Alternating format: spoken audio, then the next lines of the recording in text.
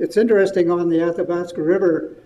At that point, there looks to be a crossing, and on the other side, there's several of these well-worn pathways coming up off the bank on the other side that would have been dug by those hundreds of horses that traveled there through all that time. So we're quite convinced that's probably the crossing of the Athabasca.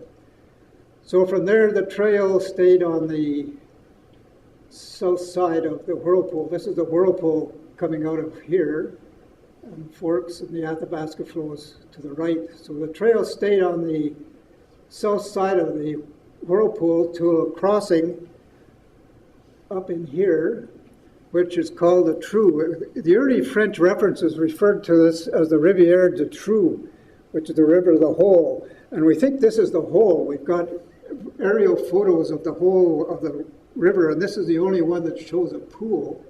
And this one is the road to Moab Lake in here just before you get to these rapids, and the first time you view there. So we think that the trail came up to about this point, and they could have forded anywhere in here and then stayed on this side of the river all the way up almost to the to the pass.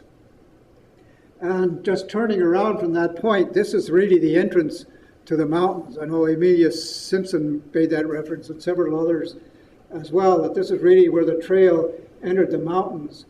And Amelia's journal says that the trail went over pretty steep eminences and passed through thick woods intersected by swamps into which the poor horses sink with their loads. And I think that this first eminence in here is this mound that I think probably slumped off the mountainside. It looks like this area here by Moab Lake was probably part of this mountain and slumped in there. But there's a very steep climb to get up on top, and the trail, we figure, came around and just went straight up here. It's just really a steep incline. You can just hear how they must have been snorting and farting as they struggled up under those loads. And we took the old map and found that there was, in fact, remains of an old trail in there that hasn't recovered. It hasn't been used at least for 50 years by anybody, and it would have been well worn then by the Fur Brigade who went up. So we're nearing the end here. That's coming up. This is through the swampy part of the valley. This is the area in here where most of the tie logging has been done, but the trail pretty well stayed on the right-hand side here all the way up. This is Beaver Dam Ridge, and Simon Creek comes out through there. This is further up. This is the Middle Fork River. There's a warden cabin at this point. This is the first of the battures. The battures is a French term for the gravel flats that fill in the valley bottom in places. And the grand battures, the big ones, are back up in here. The Scott Glacier is just back up this valley in here. But the trail really stayed on this side of the river. There's a tree in here with a blaze on that's identified with Moberly, the old railway surveyor. It's neat to see. So here's the Grand Battures. There's wide open flats. It's pretty easy going. It's easy. The river was braided, and so the trail just went along wherever it was easiest. And at the end of these, looking to the left, is Scott Glaciers, which is referred to as a mountain of ice. And on an air photo, which is the best I could do, this is the viewpoint where you can see the Scott Glacier.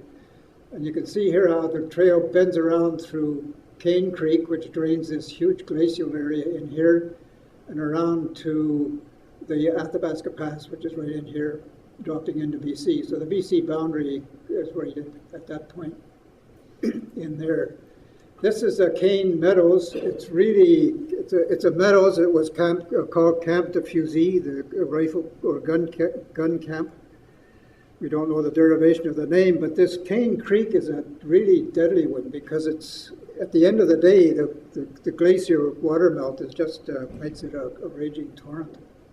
And the Committee Punch Bowl. So this is at the summit of the pass, and was named by George Simpson. When Simpson came through in 1824, they stopped there for lunch, and he found it such an agreeable spot and so interesting because the lake at that time flowed in both directions. It drained into the Pacific and into the Arctic, or that he called it the committee's punch bowl, and he instructed all his men to stop for a toast there whenever they passed by going east and west. So it was really a neat landmark.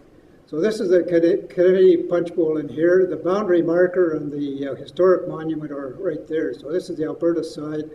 Lovely meadow in there for camping, crossing this tarn and then down to the Pacific. And this is the Athabasca Pass. And this is looking down into British Columbia. The Pacific Creek flows in here. So it's pretty spectacular. So that the trail follows, like Athabasca Pass is here. It goes down the valley of Pacific Creek, but Pacific Creek drains back up in here through a canyon, and it's really tough going along the Wood River down below. So the trail goes up through the timber here over a low saddle and down the other side, of course. But look at an air photo. It goes up to this low saddle and then down, and it loses about 800 meters in this stretch in here. Now, it's referred to as the Grand Côte, or the humongously big hill, one that Moore sketched. And in de Smet's journals, he talked about somersaulting down the slopes when his snowshoes got tangled up in the snow. It was a difficult climb. It was about 800 meters, I think, was just about 2,600 feet in elevation change there. So this is the base of Jeffrey Creek, where it comes down and meets the Wood River, which is there's 3 sets of battures on the wood, which were also difficult.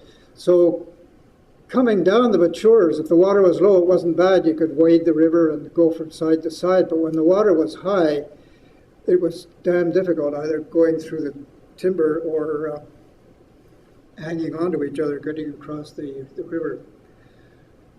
So even though it was on a downhill side going west, it was tough, and tough going in there with the Devil's Club and the cedars. So it went through these 2 battures, we'll just flick them on, and finally it gets down here to the boat encampment.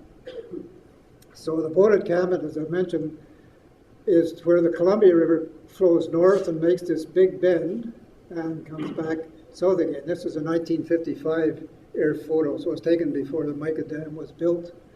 The Canoe River flows in from the north, and the Wood River comes in here.